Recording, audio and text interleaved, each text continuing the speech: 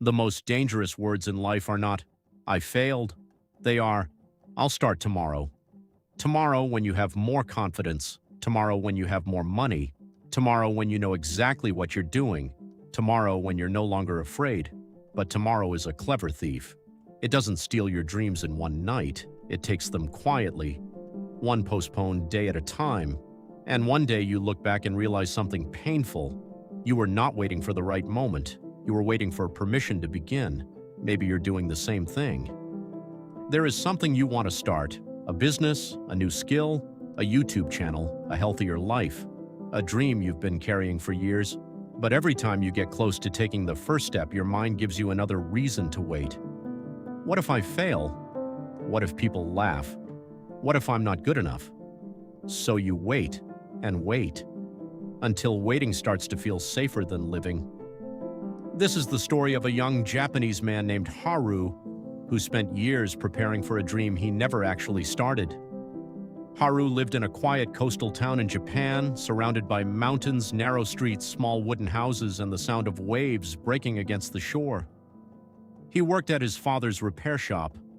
Every morning he opened the wooden doors. Every evening he closed them. But hidden inside a small drawer beneath his desk was a notebook. Inside were drawings of wooden furniture, tables, chairs, bookshelves, small cabinets. Haru wanted to become a furniture maker. He loved the idea of taking a plain piece of wood and turning it into something beautiful. But there was always a reason he couldn't begin. I need better tools. I need more experience. I need a bigger workshop. I need more money. Every excuse sounded reasonable, and because they sounded reasonable, Haru believed them. Years passed. His notebook became thicker, but his workshop remained empty. One winter afternoon, Haru stared at an old drawing. He had drawn it 7 years earlier. It was still unfinished. Haru sighed. Maybe I'm just not ready. His father heard him. He looked at the drawing and said, But if you keep waiting to become ready, when will you ever begin? Haru didn't answer. A few days later, heavy snow covered the town. While walking home, Haru noticed a small light coming from an old workshop near the harbor. He had passed it hundreds of times. Curious, he stepped inside. An elderly man was sitting at a wooden table, his hands covered in sawdust. Beside him was an old piece of cedar. Haru recognized him. Everyone in town knew him as Master Kenji, once one of the finest woodcarvers in the region. Kenji noticed Haru. You like wood? Haru nodded. I want to become a furniture maker. Kenji smiled. How long have you wanted this? 7 years. The old man raised his eyebrows. Then why haven't you started? Haru looked down. I don't have the right tools. Kenji smiled. Show me your hands. Confused, Haru held them out. Kenji looked at them and said, They look perfectly capable of making mistakes. Haru laughed. Kenji placed the cedar in front of him. You are waiting to become good before you allow yourself to begin. Then he handed Haru an old carving knife. Haru stepped back. I can't use that. Why? I might ruin the wood. Kenji smiled. You will. Haru stared at him. Then why should I start? Kenji pointed toward Haru's notebook. Because wood can be replaced. Then he added, Years cannot. He placed the cedar in front of Haru. Make one cut. Haru held the knife. His hands were shaking. He pressed the blade against the wood. Scratch. A tiny piece of cedar fell onto the table. Haru stared at it. Nothing had changed. He was still inexperienced. But for the first time in 7 years, he had started. Haru returned the next morning. He made another cut, then another. His first piece looked terrible. The edges were uneven. The shape was nothing like his drawing. Haru looked at it. This is awful. Kenji nodded. Yes. You could at least encourage me. I am encouraging you. How? I'm telling you the truth. Kenji picked up the piece. Your first attempt is supposed to be bad. Then he said, Sometimes a bad beginning simply means you have begun learning. Weeks passed. Haru continued practicing. Some days were good, some were terrible. One evening, after 3 days of work, one leg of a wooden chair snapped. Haru pushed it away. "I can't do this." Kenji sat beside him. "Why?" "Because I'm still bad." Kenji smiled. "Good." Haru looked confused. "Because now you know what you need to improve." Haru sighed. "I thought I needed confidence." Kenji shook his head. "No, you need experience.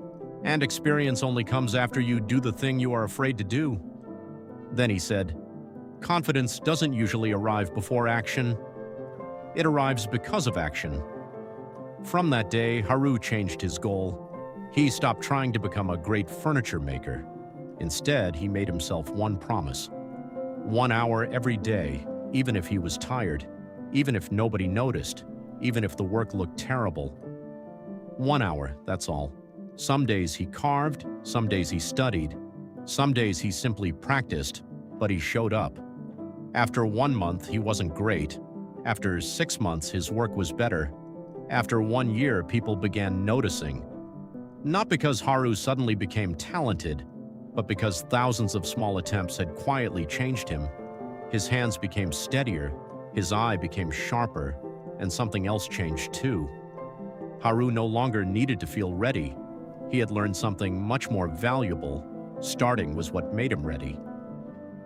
2 years later, Haru opened a tiny furniture shop near the harbor. It wasn't large, it wasn't luxurious, but every piece inside had been made by his hands. One afternoon, a young boy entered the shop. He looked at the furniture and asked, "Were you always good at this?" Haru smiled. "No." "Then when did you become good?" Haru thought about the old workshop, the cedar, the knife, the first terrible piece of wood, and the 7 years he had spent waiting. Finally, he answered, "I became better when I stopped waiting to be good." Haru handed the boy a small piece of leftover wood. "Want to try?" The boy looked nervous. "What if I ruin it?" Haru laughed. "You probably will." Then he said, "And that's okay." Maybe this is where your story becomes personal, because perhaps you are waiting too, waiting to start exercising, waiting to start your business, waiting to create something, waiting to learn a skill, waiting to fix your life, waiting until you're confident. But ask yourself something honestly. How long have you been waiting? 6 months, 1 year, 5 years? And what has waiting given you? Maybe comfort, maybe excuses, but not progress. The truth is, you don't need to know everything before you begin. You don't need perfect equipment. You don't need everyone's support. You don't need confidence. And you definitely don't need a perfect first attempt. You need one small action. That's it. Because the first step isn't supposed to prove that you will succeed. The first step is supposed to prove that you are willing to begin. Remember Haru's first piece of wood. It was ugly, uneven, imperfect, but it had something his beautiful drawings didn't have. It existed. Your first video may be bad, your first business idea may fail, your first workout may feel difficult, your first attempt may embarrass you. That's okay. A bad first attempt is not the opposite of success. It is often the beginning of learning. Don't compare your first step to someone else's 1,000th. Don't demand confidence from yourself before you've given yourself a reason to be confident. Start small, start badly, start scared, start without applause, but start. Because every skill you admire, every successful person you look up to, every life that seems impossible from where you are standing, once had a beginning that looked small. Maybe the perfect moment you've been waiting for will never come. Maybe tomorrow will always have another excuse. More money, more confidence, more knowledge, more time, more courage. But your life doesn't change when you finally feel ready. Your life begins to change when you act while you're not ready. So whatever you've been postponing, make it smaller. You don't need to finish it today. You don't need to become great today. Just take the first step. 1 page, 1 call, 1 workout, 1 video, 1 hour, 1 imperfect beginning. Because one day you may look back and realize the moment you were waiting for was never somewhere in the future. It was this moment. So don't wait for confidence. Don't wait for permission. Don't wait for the world to believe in you. Begin, and let confidence find you on the way. Because the person you want to become is waiting on the other side of the action you keep postponing. Just start.